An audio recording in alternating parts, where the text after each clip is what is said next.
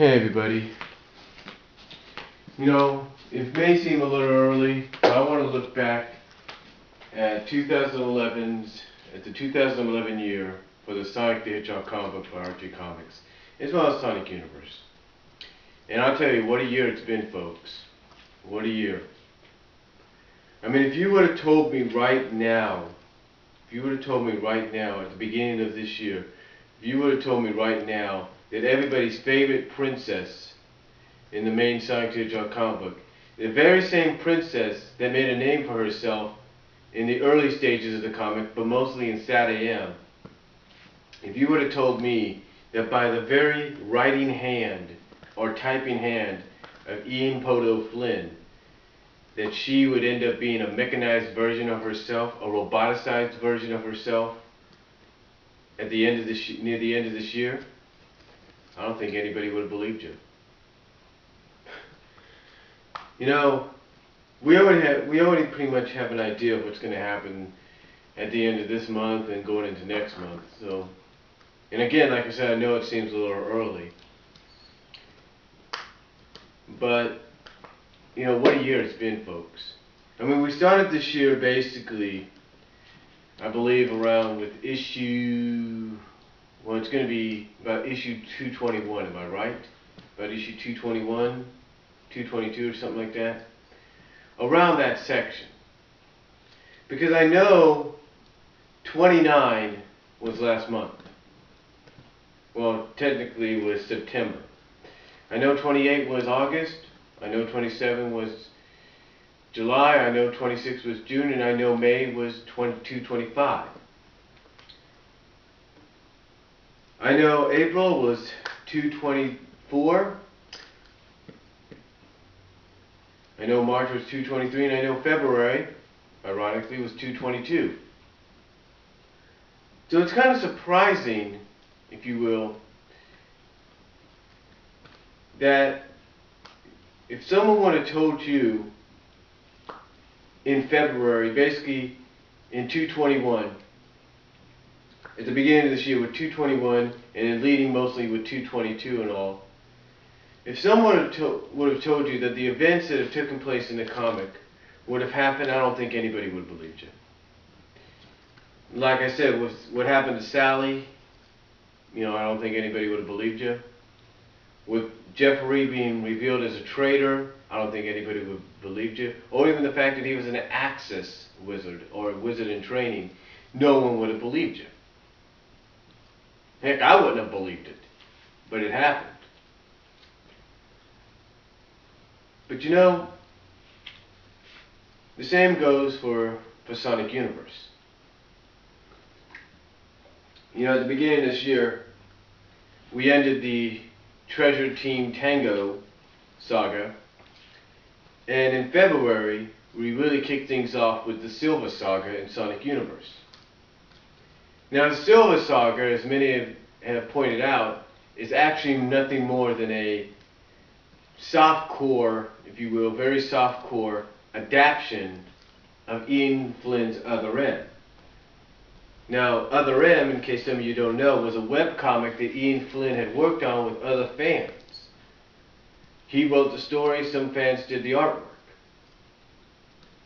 But Other M was a more, not only was it a webcomic done by Ian Flynn before he joined the comic, but it was a more mature approach up to any comic. It was a more mature comic featuring the characters. So, the Silver Saga, basically, like I said, was a soft-core adaptation of that very webcomic.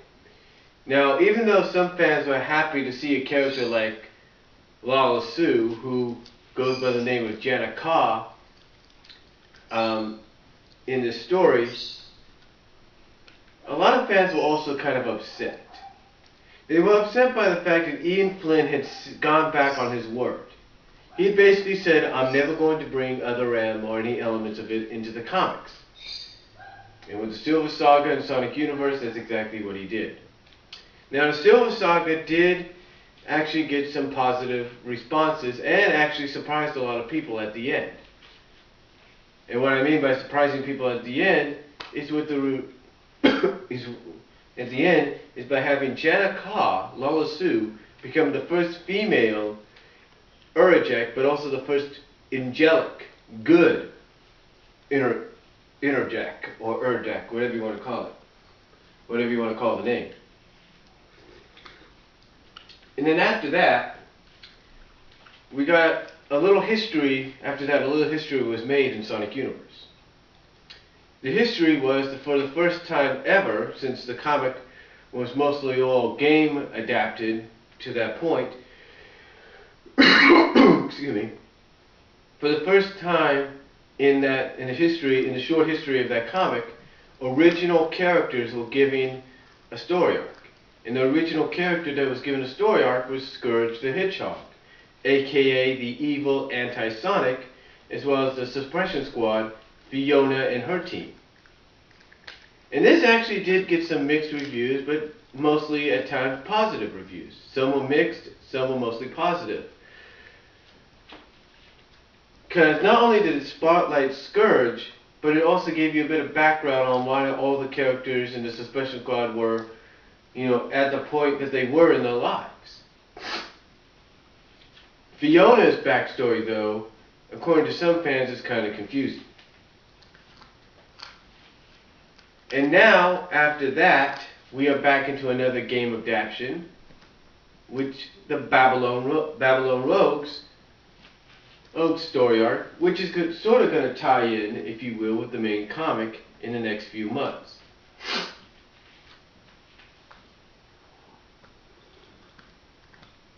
Now, besides that, going back to the main comic, a lot of things developed.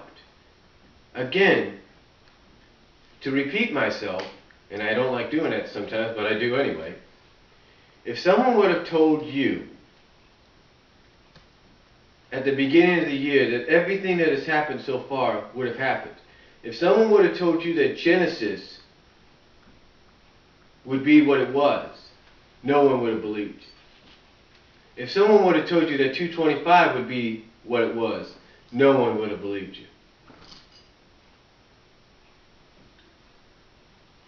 But you see, this year is not just full of some surprises, if you will.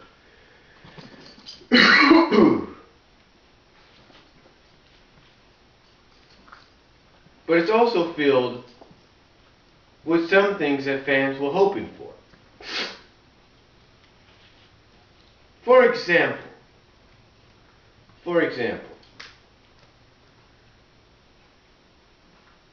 2/22 in February, I believe that was the month. 2/22 in February basically finally brought back together, if you're a fan of this pairing, a fan of this shipping, finally brought back together Sonic the Hedgehog and Princess Sally Acorn as a couple, as boyfriend and girlfriend. Now, a lot of fans were happy about this. They liked it. They even liked the transition. They kind of liked the transition from all the action and adventure that had gone on before to just a comic that was more like just totally smooth. Totally, just calm and collective. Now, the one thing some fans will argue about this is there's a certain scene in 2/22 where Amy Rose actually stands up for Sonic and Sally. And the way Ian writes her is he says that she is happy for Sonic if he's happy for whatever he takes part in. So if Sonic's happy being with Sally, Amy's happy for him. But she also does mention that someday she and Sonic will be together, but no one knows the timetable.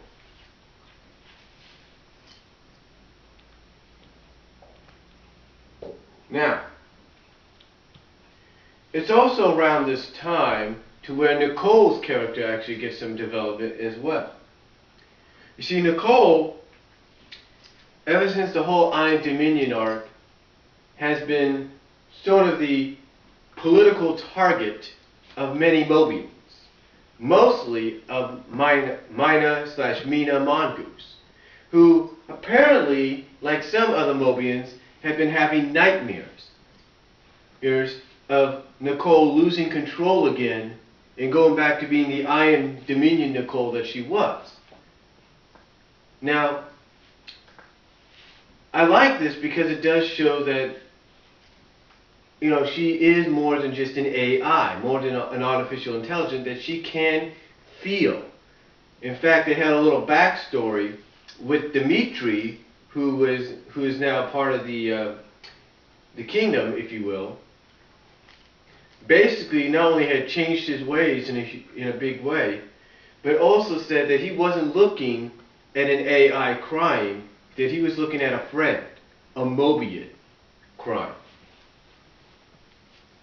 Now, the thing about this, though, was the character development and interaction with all the characters was pretty good. I mean, basically, Sally, I think in one of the issues, whether it was this year or last year, basically had to tell Minor, look, Nicole was in the cover the whole time. She couldn't really tell you exactly what was going on. So, anyway, that was great interaction and development. And we also find out that Nicole's nanite city is not invincible or invulnerable as she thinks, or some think. Because apparently Axis Nagus was able to, with his magic, kill some of the nanites. Now that was kind of a surprise right there. That was kind of a surprise right there. Not only the fact that he was actually able to kill some of the nanites. Again, overall some great character development and great surprises, despite how you feel about Ian. Now, with that said, we also find out that all the issues before that, that everything that was going on with all these separate chapters of the Dark Egg Legion and what they were working on, apparently all led to something that we apparently found out about at the end of 224, leading into 225, and that was the Death Egg, the return of the Death Egg. Which of course led us right into Genesis, because basically the Death Egg's function here, thanks to Eggman, was to reset the world in his image.